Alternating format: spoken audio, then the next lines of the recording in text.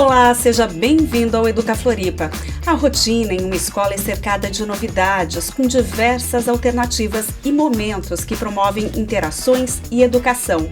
E na rede municipal de ensino não faltam projetos que podem inspirar e mudar a forma como cada estudante é capaz de enxergar a realidade e projetar o futuro. No programa de hoje vamos falar sobre ações que colocam esses estudantes como protagonistas da própria aprendizagem, participando ativamente da sua jornada educativa. Vamos conversar com professoras da EBM Batista Pereira e da EBM Maria Tomásia Coelho. O que elas têm em comum? A inovação na hora de ensinar, seja promovendo projetos voltados para a sustentabilidade ou para a aula de ciências. E a gente inicia falando de como a sustentabilidade pode ser abordada de diferentes formas. E a minha primeira convidada é a professora Edneia Dias, lá da EBM Maria Tomásia Coelho, do Santinho. Professora, seja muito bem-vinda ao Educa Floripa. Ai, muito obrigada, Cíntia. Eu que agradeço o convite. É uma oportunidade muito boa para a gente vir divulgar coisas boas que acontecem aqui na nossa cidade. Projetos muito legais, onde os estudantes participam, da construção do conhecimento, como é o caso do projeto Escola Parque. Conta um pouquinho para a gente como é que ele funciona. Ai, será um prazer. O projeto Escola Parque ele é um projeto de educação ambiental. E ele é um projeto que ele começou lá na nossa escola esse ano com o objetivo de formar 20 agentes ambientais e eles vão aprender tudo, estão aprendendo, desde o começo do ano, tudo relacionado ao nosso Parque Natural Municipal Lagoa do Jacaré das Dunas do Santinho. É um nome assim grande, mas a gente chama carinhosamente do Parque Lagoa do Jacaré, porque a nossa escola está exatamente localizada atrás do parque. Então, assim, da janela da nossa escola, a gente enxerga a Lagoa do Jacaré. Então, eles já moram lá, são alunos que fazem, que passaram a vida lá, os pais, os avós, naquela região, e agora eles têm a oportunidade de aprender para depois compartilhar esses conhecimentos com os outros estudantes. A maior parte dos estudantes, então, tem uma ligação afetiva com o Parque do Jacaré, cresceram ali, vivenciando aquela região, conhecem bem, e agora, então, eles estão estudando para se tornar agentes, é isso? Para atuarem no parque. É isso mesmo. Diretamente são 20 estudantes que eles estão participando de formações técnicas, de ecoturismo e também culturais. Eles estão aprendendo com especialistas da cidade inteira, são parcerias que nós firmamos, e esses especialistas vão até a nossa escola, ou a gente faz saídas de estudos, até a universidade, e outras ONGs também, e eles estão aprendendo sobre a fauna, sobre a flora, sobre todos os ecossistemas do parque, que são riquíssimos, Vocês têm diversos ecossistemas ali. Sim, nós temos, assim, olha, só não tem lá o mangue, porque nós temos dunas, restinga, praia, floresta ombrófila densa. Então, assim, é um show, minha filha. Esses dias mesmo a gente fez uma observação de aves, mais de 50 espécies diferentes de aves ali no nosso parque, em um dia que a gente fez a observação. Então, é riquíssimo, é um espaço riquíssimo, e que eles estão aprendendo essa parte técnica para poder multiplicar, para outros estudantes, mas também para receber professores, turistas e todo mundo que queira conhecer esse espaço, mas com um olhar de ecoturismo, com um olhar de preservação. Que bacana, estão se preparando mesmo para receberem pessoas ali na unidade. Com certeza. Agora, o projeto ele surgiu a partir da formalização do parque, é isso, professora? É isso mesmo. Na verdade, assim, aquele espaço, assim, a comunidade já tinha abraçado aquele espaço, mas ele não tinha uma normativa com a característica de parque. Então, a comunidade já vem há mais de 20 anos lutando para que aquele espaço tenha os seus direitos garantidos, ambientalmente falando. E em 2016, a gente conseguiu que ele se tornasse um parque municipal, então foi através da Câmara de Vereadores, ser instituído um parque natural municipal. Porque aí também, sob o guarda-chuva de um parque municipal, ele fica protegido por leis que garantem uma maior preservação. Com certeza. Daí, quando a gente tem essa garantia legal, a gente pode pensar num plano de manejo, a gente pode pensar que tipo de turista que a gente quer atrair, a gente pode pensar que pesquisas nós podemos desenvolver dentro do parque, Então, assim, além de ter, é bonito, mas o que mais? Como a gente pode preservar e além disso, atrair outras pessoas que possam vir trazer também conhecimentos e pesquisas dentro do parque e levar para os seus lugares, porque além de tudo isso que eu te falei, de flora, fauna, tudo isso, nós temos as inscrições rupestres, nós temos oficinas líticas, então culturalmente é riquíssimo também. Nossa, agora com os estudantes recepcionando as pessoas. Eles já começaram a receber visitantes? Eles já começaram, tá assim, ó, aquela loucura, tá naquele momento agora, assim, de euforia, porque eles vieram estudando. Então, primeiro, eles fizeram um treinamento levando os nossos colegas, os próprios colegas da escola, as outras turmas de crianças dos anos iniciais e dos anos finais, até para treinar oratória, para treinar como que o monitor apresenta determinado ecossistema. Então, eles foram treinando. Que bacana! E agora eles já estão recebendo. A gente recebeu mês passado uma escola particular, eles já receberam todos os professores de geografia da rede municipal de Florianópolis, acompanharam as formações dos professores de artes do município. Então, assim, além de receber crianças, eles estão recebendo outros professores também. E um monte de professores nem conheciam aquele lugar. Aliás, né? Quando a gente fala do Santinho, é um bairro mais afastado, né? Então, tem muita gente que é daqui de Floripa mesmo e que não conhece aquelas belezas naturais que nós temos lá. Então, é uma forma também de levar outros profissionais, né? Professores. E esses professores divulgam também o parque nas suas escolas. A gente vai criando um roteiro. Como é que faz para se inscrever para poder ir lá? Olha, é muito simples, tem que entrar em contato com a gente lá na escola, falar com a direção da escola, a gente faz o agendamento, né? Porque, assim, o que a gente pensa? A gente pensa que para uma saída de estudos dentro do parque, um professor já tem que estar trabalhando algum conteúdo referente, né, àquilo que a gente pode oferecer. Porque daí casa, né? O professor trabalha na sala determinado conteúdo e pode presenciar, aprender na prática lá com a gente dentro do parque. Uma visita em loco. Exatamente. Então, dá para fazer contato com a EBM Maria Tomásio Coelho, lá do Santinho, e agendar uma visita, Pode, só entrar em contato com a gente. E tem o nosso Instagram também, vou falar pro pessoal de casa. O nosso Instagram é @Projeto Escola Parque. Acha lá no Instagram, já dá uma curtidinha, lá tem um monte de coisa legal, acho que o pessoal vai gostar. E também, a gente, além de trabalhar dentro do parque, a gente faz ações de sustentabilidade dentro da escola. Então, assim, porque parece que quando a gente aprende só de fora, a gente tem que começar de dentro também, né? Na verdade, quando a gente faz a separação dos resíduos, a gente está falando de educação ambiental. Quando a gente pensa na compostagem, quando a gente, né? Tudo isso a gente está falando de quando a gente dá destinação adequada para pilhas, para tampinhas de plástico e tal, nós estamos falando de educação ambiental. E isso que a gente conseguiu fazer na escola esse ano. Então, além das atividades no parque, a gente tem uma horta escolar. E aí a gente consegue fazer o ciclo. O que sobra no refeitório vai para a compostagem, da compostagem para a horta, e o que a gente colhe na horta volta para o nosso lanche. Então a gente conseguiu fazer esse ciclo completo, né, dentro da escola. E claro, a gente não trabalha sozinho, né? A nossa comunidade do Santinho, por ser um bairro pequeno, é todo mundo muito próximo. Então, assim, tem o restaurante do bairro que contribui levando também coisas para a composteira e depois também leva adubo. Então, tem as ONGs da comunidade, né? O Instituto Socioambiental do Santinho. Todos envolvidos com a escola. O Aprender Ecologia, todo mundo envolvido para que o projeto saísse do papel. Um projeto grande. Nós somos ambiciosos, né? Você fala um projeto grande.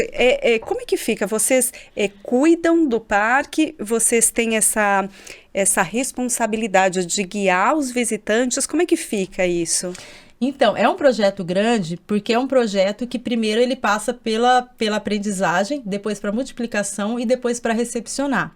Formalmente, as crianças ainda não podem trabalhar como guias, né? Nem estão ali como guias, né? Eles são agentes. São agentes ambientais. Então, a nossa proposta é que o parque seja uma extensão da escola, que a nossa escola seja uma referência em educação ambiental. Então, não é o nosso foco principal não é só a parte do turismo em si, mas é o turismo regenerativo, o turismo sustentável, e aí passando por esses caminhos, que é da aprendizagem, da conscientização e depois na prática. E aí nós temos, assim, as crianças ninjas, né? Tem especialista em aves, né, que reconhece pelo canto das aves.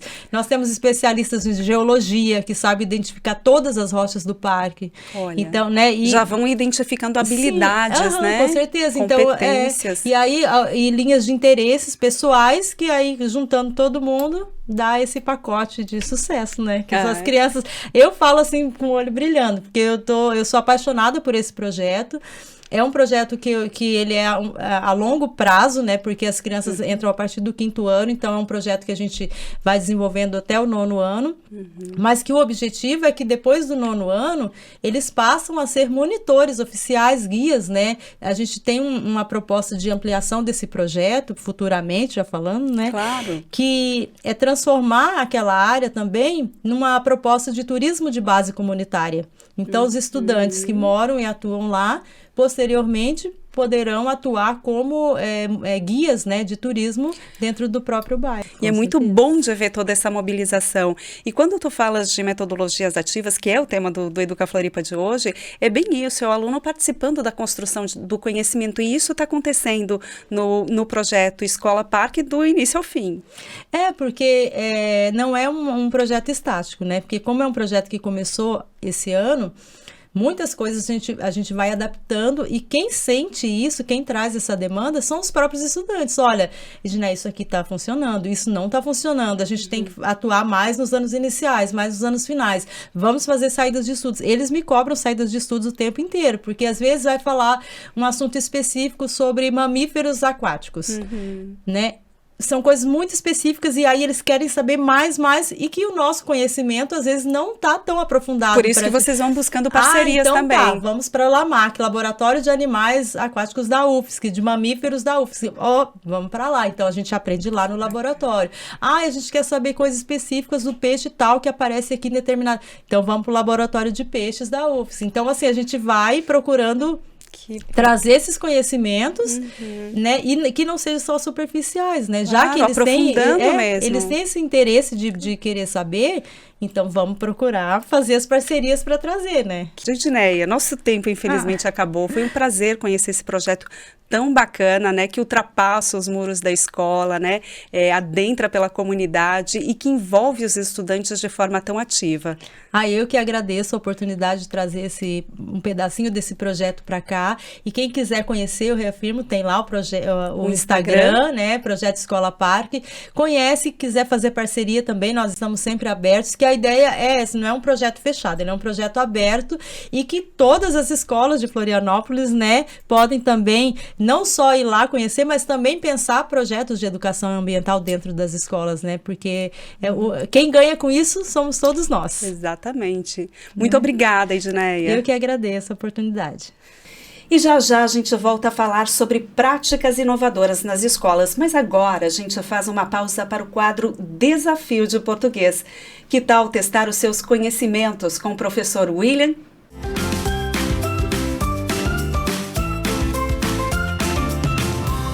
Olá pessoal, eu sou o professor William e hoje a gente vai aprender sobre umas palavrinhas que aparecem de vez em quando como um desafio na nossa língua portuguesa. Essas palavrinhas são seção com C cedilha, secção com esse Czinho mais o C cedilha, seção com S e seção com C no início. Essas palavras são conhecidas como homófonas heterográficas, que significa que tem um som parecido, mas a forma de escrever é diferente. Começando com a palavrinha seção com C cedilha. Olha, essa palavra, ela significa uma divisão, um segmento, um setor. Por exemplo, a seção de esportes é a minha favorita. Ou, a seção de carnes e peixes no supermercado é muito variada. Quando falamos de seção com C cedilha, estamos falando de um pedaço, uma parte de algo maior, de um todo. É como quando você vai na livraria e vê uma área com livros de aventura, uma outra de romances. Cada uma dessas partes da livraria, que é um todo, é uma seção diferente.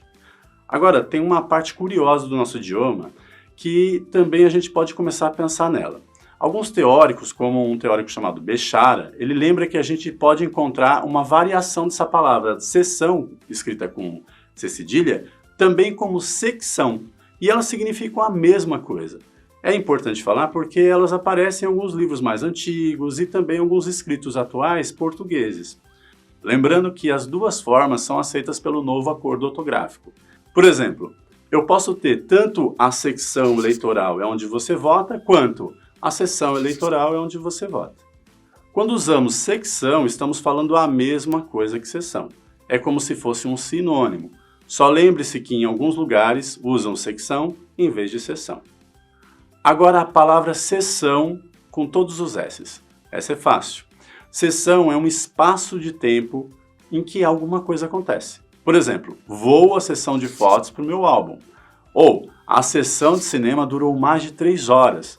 Quando falamos de sessão, estamos falando de um período de tempo, como em nosso exemplo em que vamos ao cinema para a sessão de um filme. Tem um tempo estipulado. Ou, quando políticos estão reunidos para uma sessão parlamentar. Sessão com todos os S's, então, será o tempo de uma reunião, de um encontro, de uma assembleia. Finalmente, a gente tem a palavra sessão com C, ISS. Ela é a ação de ceder, vem do verbo ceder, dar, renunciar, transferir posse ou direitos. Por isso ela é muito usada em contratos e documentos jurídicos. Por exemplo, o professor fez a cessão de sua imagem, ou meu amigo fez uma cessão do videogame ao seu irmão. Quando usamos cessão, estamos falando de dar alguma coisa para alguém, transferir o direito de posse para alguém. É como se você emprestasse seu videogame para um amigo durante um determinado tempo. Você está fazendo uma cessão por tempo determinado para alguém, e essa cessão é com C. Ficamos por aqui. E aí, pessoal, a língua portuguesa ela é muito rica, não é mesmo? Hoje a gente viu a diferença entre sessão com C cedilha, sessão com o C e o C cedilha, sessão com todos os S's e sessão com C. Cada uma delas tem um jeito diferente de ser usada e tem um sentido específico. Fiquem com o meu abraço e até o próximo encontro. Tchau! Boas dicas de português. E a gente segue o Educa Floripa falando sobre projetos inovadores que acontecem nas unidades da Rede Municipal de Ensino e ajudam os estudantes a perceber a realidade e projetar o futuro. E agora quem está aqui comigo é a Bárbara Kuhn, que é professora auxiliar de atividades de ciências na EBM Batista Pereira, no Ribeirão da Ilha. Bárbara, seja bem-vinda ao Educa Floripa. Oi, obrigada. Bárbara, no Laboratório de Ciências você atua com crianças e jovens do 1º ao 9º ano, é isso? Isso, então eu sou professora auxiliar de atividades de ciências, mais conhecida como prof de laboratório, e aí eu trabalho desenvolvendo projetos com os estudantes de toda a escola, do 1º ao 9º. Todos eles participam, todos eles vão para o laboratório? Todos eles, em momentos diferentes, né? Em alguns momentos eu tenho parcerias com os professores, em alguns momentos eu fico com eles, a gente desenvolve atividades, projetos. Eu quero saber daqui a pouquinho um pouco mais sobre essa parceria com os professores, mas antes eu queria que tu falasse um pouco sobre como é o ambiente do laboratório, porque é um espaço muito rico, onde vocês podem tratar dos mais diversos assuntos. O Laboratório de Ciências, ele sai um pouco da sala de aula, daquela estrutura de mesas e cadeiras, né? Então, a gente já tem um espaço diferente e dentro desse espaço a gente tem, assim, uma gama de materiais, uma diversidade de materiais de experimentação e de observação, de prática. Você fala de materiais, são desde da questão do microscópio, os tubos de ensaio, isso, eles passeiam por... Isso, tem materiais de ciências, a área é ciências da natureza, né? Então, a gente tem física, química, biologia, materiais como microscópio, vidrarias para experimentos químicos, de matemática, é uma diversidade, sim, observação de animais. Você falou aí, Bárbara, da observação dos animais, e aí é uma questão muito prática, né? Vocês, por exemplo, estudam biologia observando insetos e animais. Isso, no nosso laboratório a gente tem um insetário, que é um exemplo de um material bem rico, assim, onde a gente tem materiais que estão observáveis da biologia desse animal mesmo, das características físicas, morfológicas. Então, os estudantes conseguem, observando aquele animal, ver como que ele está presente, como é a alimentação dele, como que são as características, consegue ver que ele é um animal que, de repente, está no seu jardim, está na escola, está no quintal da sua casa, tem alguma história. Que tipo de insetos Isso, são insetos do jardim, a gente chama assim, né? Invertebrados do jardim, na verdade. Então, são espécimes que estão ali conservadas, né? E aí, eles podem fazer essas observações de insetos reais, né? Essa é uma grande curiosidade deles, mas na verdade são todos espécimes que existem, que são do jardim. E dá para aprender muita coisa nessas observações através delas e a partir delas. Eles trazem a própria bagagem, né? Eles veem esses animais em casa, veem esses animais no jardim, e eles têm curiosidade, já viram antes, querem entender por que uns têm asas, por que uns têm uma estrutura de boca diferente, o que se faz, se é perigoso, se não é. Então, a gente tem uma oportunidade de vivenciar, assim, discutir, e aí depois pode até sair do espaço do laboratório, né? E ver na prática mesmo, um trabalho de campo, fazer a observação in situ mesmo, assim. Que então, bacana. É bem bacana. Agora, eu imagino que o que vocês discutem ali no laboratório junto com os estudantes parte também de uma proposta do que está sendo trabalhado em sala de aula, né? O laboratório, ele, de certa forma, ele dialoga com o que está sendo discutido em sala. Esse é o meu trabalho essencialmente, assim. Eu sou professora auxiliar, então isso quer dizer que eu trabalho em parceria com os professores. E aí eu trabalho com os professores de sala de aula, pode ser do 1º ao 5º, né? Ou pode ser as professoras de ciências mesmo. Mas quando a gente fala em trabalhar ciências, mas eu trabalho também com interdisciplinaridade, né? Já teve aula de inglês no laboratório de ciências, tem aula de matemática, então a gente consegue diversificar bastante. Dá para explorar muito o laboratório. Dá para explorar muita coisa. Mas como é que é feito o planejamento? Então, você conversa com os professores de sala e aí eles apresentam a proposta e dentro disso você pensa e planeja como vai abordar determinado assunto. O ideal é que isso esteja já desde o começo no projeto político-pedagógico da escola, né? Então, aí, no momento que tem um planejamento em conjunto, eu faço parte desse planejamento, os professores falam quais são as temáticas de ciências que eles vão trabalhar ao longo do ano, e aí eu posso pensar em parcerias para desenvolver o trabalho, mas também é meio orgânico, assim. Às vezes, no dia a dia, aparece alguma coisa e no papo de escola, assim, no recreio, no intervalo, a gente conversa e marca. Vamos desenvolver alguma atividade. Não precisa se fechar numa caixa, né? Não, bem pelo contrário. Muito pelo contrário. Na verdade, as coisas acontecem na escola, né? Então, a gente tem que estar atento ao que está acontecendo, às demandas que eles trazem. Esses tempos apareceu um lagarto no quintal da escola. Então, era uma super oportunidade para a gente estudar ele, ver sobre a biologia desse animal, fazer um projeto, assim, de conscientização, de proteção a esse animal, né? E isso casou, assim, entre a professora e a gente fez esse projeto, foi bem legal. Que bacana. Agora, esse tipo de trabalho, de ação, que coloca os estudantes como construtores aí do conhecimento, ativos, participativos, ele é um olhar diferente do que a gente tinha um tempo atrás. Eu, por exemplo, enquanto estudante, na minha época de escola, eu não tive a oportunidade, ou se tive, foram raras as vezes, de frequentar um laboratório, né? Isso vem muito com um olhar de metodologia ativa.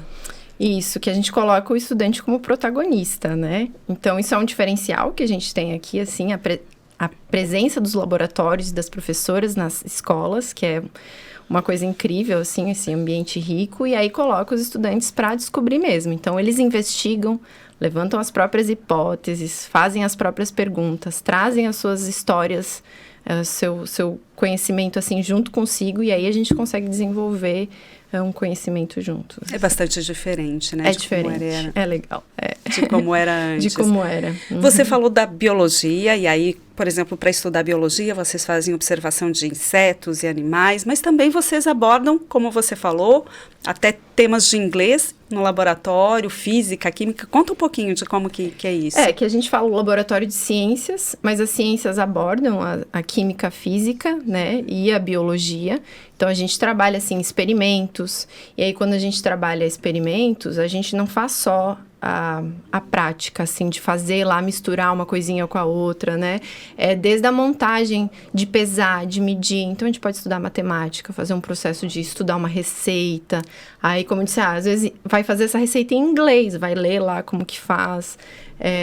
Vai lá fazer um experimento na prática, mexe com eletricidade, mexe com a biologia. É muito rico, é um espaço bem Como é que tem sido a participação dos estudantes no momento de ir para o laboratório?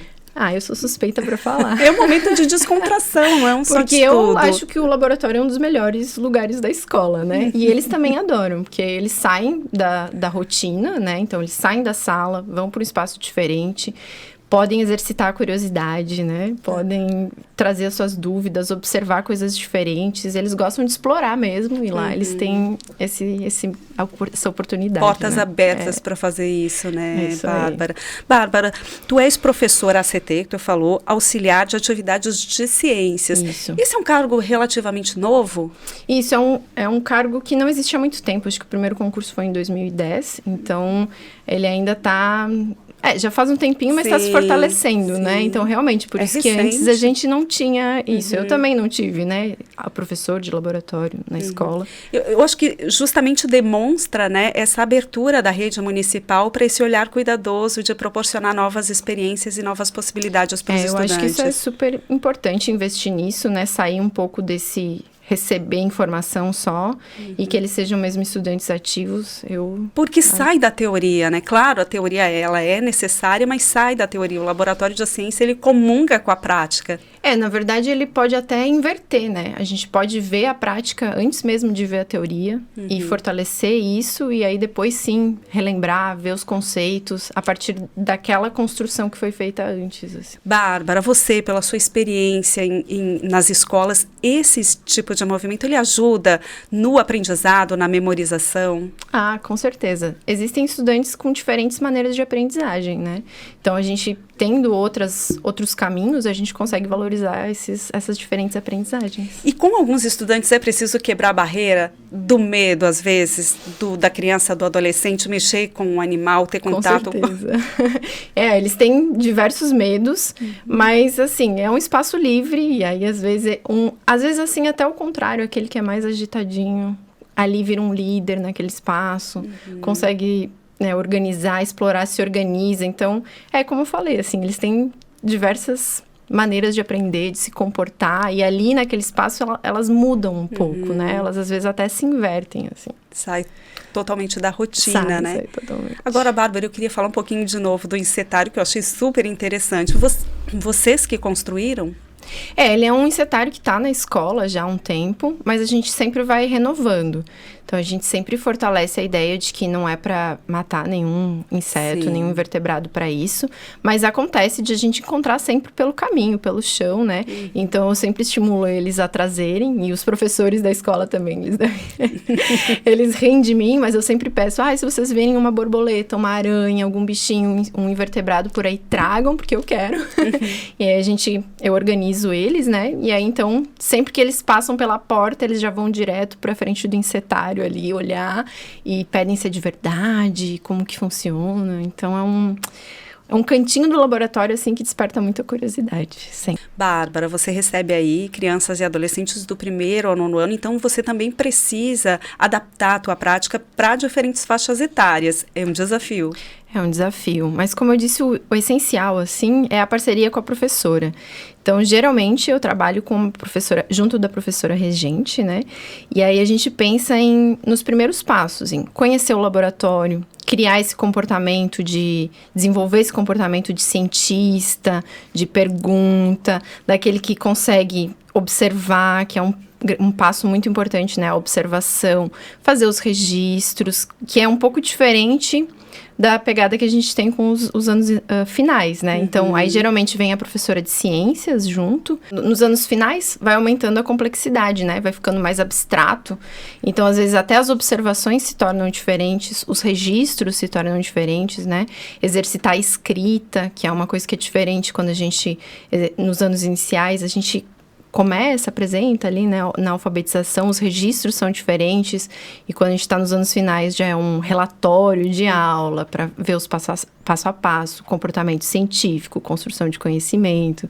Então, tem uma diferença, tem que equilibrar ali. Sim, e é bacana porque dá para observar também a evolução do estudante ao longo dos anos, né, nesse movimento. Sim, e tem os destaques também, né, tem aquelas que você vê que tem a curiosidade, o comportamento científico desde o comecinho, e que cada vez vão desenvolvendo. Que provavelmente podem seguir por essa linha.